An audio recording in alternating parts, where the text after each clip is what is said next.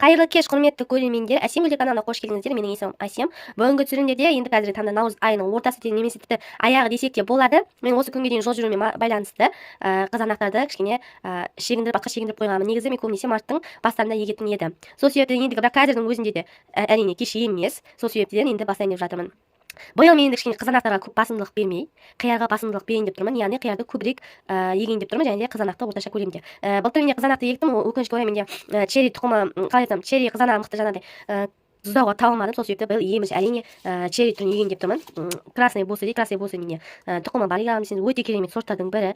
Жаңағыдай барлығы осылай бірдей көлемде банкіде тұздаған, кішкентай банкілерде тұздағанда өте керемет. Сонымен одан алдыңғы жылы ектім де, былтыр білмеймін, оңдып кетіппін. Және де бұл жақ жері бұның балия бересіз, яғни ерте піседі, және де ұзындығына қарай каждый кестеде тұрғанда қызанақ шығатын жерінде 50-73 тұққа дейін өседі. Сенесіздер ме? Енді кейбір салқын жақтарда 20-30 болуы мүмкін, бірақ жылы жақтарда және уақытында ексеңіздер сондай көлемге дейін қызанақ береді. Өте бірдей көлемде қызыл аузыңызға салып жесеңіз дәмді, жаңағыдай салатқа қойып қойсаңыздар да, әдемілеуге, оформлениеге, жаңағыдай банкет тұздағанда өте керемет сорт. Осы міндетті түрде мен ұмытпай егейін деп тұрмын. 5 штук егсе де маған жарайды.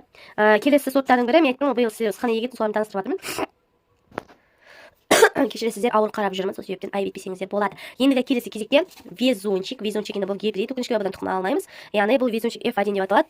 F1 деген сол гибрид, яғни екі сорттың біріктірілген жаңағыдай түрі. Егер бұдан тұқым алсаңыздар, мына суреттерде қызанақ шықпайды, басқа қызанақ, ол сопақша қызанақ шығуы мүмкін, немесе ол ірі қызанақ шығуы мүмкін. Себебі ірі қызанақ пен кішкентай қызанақты будандастырып осындай қызанақ алу мақсатында істеуі мүмкін. Сол себептен өз басым мұндай F1 дегендердің тұқым алуға қалай айтсам болады, енді кейде тіпті шықпай да қалуы мүмкін. Егер ондай қызанақ шықса жақсы, ол кейде тіпті шықпай да қалуы мүмкін. Сол себептен бұл жерден егсеңіздер сюрприз болады. Бұл везунчик деп тұрғанымыз жаңағыдай бойы 65-70 сантиметр, жаңағыдай красный бусы сияқты емес, 150 граммға шейін салмағы барады. Бұл да жаңағыдай ерте пісетін қызанақтардың бірі. Мен көбінесе байқайсыздар, мен қызанақты ерте пісетіндерін егемін, себебі бізге август, жаңағыдай сентябрь дегендер маған қажет емес. Кейбіреулер бар, бұл егуге барып просто көгеріп, уже көгергеннен кейін мен сақтағанда олардың барлығы жаңағыдай түрлі әбжіп, жаман болып кетеді. Сол себепті біз барынша ерте молырақ жеп алғанды, сондайды өте қатты жақсы көремін. Ауадан алып тегін жей бергенге не жетсін. Яғни ауадағы қызанақта ешқашан дүкендегі дәмі ондай болмайды. Сол себептен барынша мен ертерек егуге тырысатынмын. Сондықтан егер Алматы, жаңағыдай Шымкент жақта болса, әрине сіздерге любой уақытта еге берсеңіздер болады. Июнь ауысым айында қайтадан егіп күзде жей берсеңіздер болады, сіздерге өте керемет. Біздер тек қана бір мезгіл ғана аламыз. Сол себептен осылай ертеректен егіп өсіріп жеп аламыз. Әрине бұл келесі сорттардың бірі супер бомба дейді. Супер бомбаны онша ұнатпаймын, бірақ та бұл да егер дұрыстап тұрып қарасаңыздар, бұл да өте керемет. Негізі бұл супер бомба жаңағыдай везунчик сияқты көлемде бірдей өте керемет сорттардың бірі. Яғни кімано гибрид болса везунчик, бұл сорт, яғни бұл да бірдей жаңағыдай сатумен айналысатындарға өте керемет сорттардың бірі. Және де бұл да біздің аяғында Сибирияда шыққан, Сибирияны білесіздер, біздің Астана сияқты, яғни жаз өте аз болады. Сол себептен сол неге байланысты бұлар өте ерте піседі, өте көлемді, жақсы. Бұл орташа піседі, яғни салқындағы барлығына шыдауға арналған.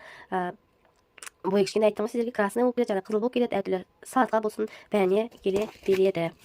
Келесі шангиді бәріміз білеміз. Шанги мен жыл сайын егемін, мұны міндетті түрде егемін, себебі олсыз менде бір огород, яғни жылда жыл өспейді. Шангиді өте қатты жақсы көремін, себебі етті тұқым, және де салаттарға да кесіп қойсаңыздар, ішінде соғы аз, еті көп, кәдімгідей қып-қызыл, жылдық басымдықты осыған беремін. Сибирский шаңғы мен суреттен көрсеңіздер, менде тұқым да бар. Егер алам десеңіздер, әрине WhatsApp'та алып жатқандар бәрі бар. Самый главный уақытында дұрыстап егсеңіздер, бәрі де өздерін керемет болып шығады. Шаңғы тоже біздің ауа райына өте жаңағыдай қалай айтсам болады, бағытталған, бейімделген, кез келген ыстық жақта экваста өседі. Біздерге мысалы салқын жақтарға бұл керемет, яғни біздерде көбінесе еті тұқым пісіп үлгермейді, яғни үлгермей тұрады да қызармай қалады. Бұл шаңги көбінесе қызарып та үлгереді, пісіп те үлгереді, етті де тәтті де. Сол себептен міндетті түрде бізде мясойда, өзімнің анам мясой сорты, яғни етті сорты өте қатты жақсы көреді. Сол үшін көбінесе соған егемін, себебі еті тұқымды огородтан алып жей береді. Сол себептен осы шаңгиді мен міндетті түрде жыл сайын егемін. Қонақтар келгенде де кесіп қоюға, беріп жүруге де өте керемет. Мынандай дүкендік сияқты домалақтан гөрі осылай жас. Көбісі мен байқайтыным, шынымды айтайын, жаңағыдай дөңгелек орташа көлемді, жаңағы тұздауға көлемділерді көбісі сондайды алады екен. Иә, ол да керемет, ондай еккен дұрыс. Бірақ етті қызанақты да еккен жаңағы ұмытпаған жөн, себебі бұл қанша дегенмен балда жеуде ет пайдалы, еті молырақ. Ал көбінесе тұздағаннан гөрі мен өзім сол кезде жаңа огородтан алып жегенге, мысалы тұзбен жесең де болады, өзің жесең де болады, сөйтіп жегенге ештеңе жетпейді, әрі витамин. Сол себептен солай жеуге көбірек тырысу керек. Енді тұздағанда әрине артық қалып жатса, әрине можно тұздауға. Тұздағанда қыста санасыздар, сондай қаттылары тұздауға өте жақсы. Бірақ та етті тұқымды да егуді ұмытпау керек. Жаңа черриді мысалы тұздағанда күшті, және де балдарға, үйінде кішкентай балдары барларға сол черри тұқымы, черри сорты өте керемет. Ауада алып жей береді, қызанақтан ағзы тамыз үс басын бәрін біліп жүреді ғой. Ал бұдан жаңа черриден тек қана ауыздан салып жеп жүре береді. Сол себептен енді қайтсам болады, әрбіреуінен де шамалы-шамалдан еккен дұрыс. Мен өз басым солай жыл сайын сөйтуге, мен орташасын, еттісін және де ұсағын енді кезекте мен егейін деп тұрмын. Қазіргі кезде мен төрт тұқым болып тұр, иә. Төрт сорт болып тұр. Яғни мынаның ортасынан бір бөлемін, және де мынаның ортасынан бір бөлеп осылай екі-екіден егемін. Осы екі не ғана менде ыдыс қызанаққа арнап тұрмын. Енді қараңыздар, міне қызанақтар мен топырақтарын міндетті түрде дүкен топырағын аламын басында. Еміш тұқымды еккеннен дүкен топырағын міндетті түрде. Себебі жердің топырағына екпеймін, шықпай қалады. Көбісі сол жердің топырағына егеді, жердің топырағына шықпай қалады. Қанша дегенмен зиянкестер бар. Тіпті мына тұқымдардың өзінде қанша дегенмен марганцовка істеген дұрыс. Бірақ өзіменде қазір марганцовка болмай тұр. Және міндетті түрде осылай тегістеп аламыз. Міне қолымнан барысы осы. Осылай тегістеп аламыз міндетті түрде. Міне көріп тұрсаңыздар. Әдетте тегістеп аламыз. Ішінде байқасаңыздар вермикулиттер бар. Яғни вермикулит осы жаңағы сулықты қыстап қалу мақсатында салынған. Шамаласаңға, бірақ дегенмен де оған да рахмет. Ендігі ортасын арнайы бір пластик ыдыс болсын, тап бөліп алайын.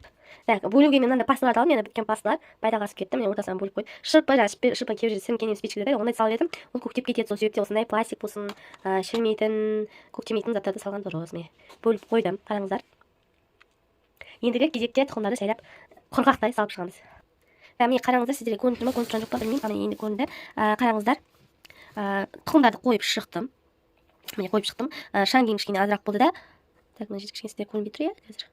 Міне қараңыздар, жаңағыдай супер бомба дегеніміз кішкене көбірек шаңге аздау болды. Міне қалай жазып қойдым, яғни қиып шаңге де бөлек және бомбаны бөлек осылай жазып қойдым белгілеп. Ендігі кезекте үстіне шамал ғана топырақ жабамыз. Міне қараңыздар, мына жерге де тоже солай істедім. Везунчикпен бусы де істеп шықтым. Везунчим аздау болғасын кішкене, мына қарай басымдылық аздаттым да красный бузды молырақ ектім. Ендігі арнайы шприц бар, шприцпен мен бірінші беттені тек шашып шығамын осылай жеңіл жип. Неге мен былай қимаймын? Себебі былай қисаңыздар топырағыңыз басылып қалады. Сол себептен осылай әлсін көбісі айтады шығып жатыр, өліп қалып жатыр деп көңіліңіз дәреттерге келеді. Ол не себепті? Себебі суды көбірек құйғаныңыздан осылай және де жарықтың жетіспеушілігінен осылай болады. Сол себептен суды мықты көп құюға да болмайды, және де тіппен құюға да болмайды әрине. Осылай бірінші әбден сіңдіріп аламыз. Яғни бұл не үшін қажет? Бұл әрі топырақты бастырмайды, әрі неңіз черный ножкамен ауырмайды. Топырақ жаңағы тұқымдарыңыз черный ножка болып қалмайды, өліп қалмайды. Міне көрдіңіздер ме? Өте керемет жеп-жеңіл ғана барып жатыр. Осылай барына істеп шығамыз. Содан кейін бетіне 1 сантиметр топырақ салып, 1 сантиметр жетпесе де болады. Әбден барлығына тұқымдарымызға су тигіземіз, себебі қазір астында болмасын, су тимей қалады. Осылай істеп 1 сантиметр топырағымызды салып, қайтадан осылай су шашып шығамыз. Болды, ешқандай қиындығы жоқ. Шылқытып су құймаңыздар, одан қызанақтарымыз шықпай қалып қалады. Яғни өздері суға тұншығып өліп қалады, сол көбісінде осылай шықпайтын. Сол себептен естеріңізде сақтап алыңыздар. Жыл сайын осылай егем. Тұрақты көрермендерім әрине күнде бақылауда қалай шығып жатқан міне қызанақ. Сол себептен міне қараңыздар. Міне әбден шашып шықтым, көріп тұрсаңыздар міне. Яғни тимей қалған жер қалмау керек, осылай барлығын шашып саламын. Міне сулардың да үстіне қайтадан топырақ салып шықтым. Міне көріп тұрсаңыздар, міне жаңа пастаны жауып қалған. Ендігі кезекте қайтадан жаңағыдай шприц арқылы суды шашып шығамыз. Болды, міне барлығын шашып шықтым. Міне көріп тұрсаңыздар, топырағым сол күйілі. Комок болып тұрғанда ештеңе етпейді, яғни бұл ұсақ тұқым емес, яғни жарып шығады. Топырақтың өзі сондай, қанша жерден ұнтасам да осылай қалып қойып тұр. Сол себептен олардың барлығын алып тастап, мен топырағым қалмайын деп тұр. Сол себептен қозғалған жоқпын. Міне көріп тұрсаңдар, бөлініп тұр, асты жазылып тұр. Ендігі кезекте мен бұлардың бетін пищевой пленка арқылы жауып шығамын да қараңғы жерге 1-2 күн қоямын. Содан кейін барып жылы жерге қойсаңыздар болады. Енді шығып келе жатқан кезде міндетті түрде сразу жарыққа шығарыңыздар. Себебі созылып кететін содан, қараңғы жерден сіздер уақытында алмасаңыздар, созылып кетіп жаңағыдай хил етеді ғой. Әлсіз болып қызанақтарыңыз дұрыс дамымайды. Сол себептен енді ғана бүйтіп бұрылып шығайын деп жатқан кезде міндетті түрде жарық жерге апарыңыздар. Яғни сразу күн түсетін жер емес, яғни жарық түсіп тұратын жер болады, жарық кәдімгі жарық түсіп тұратын жер.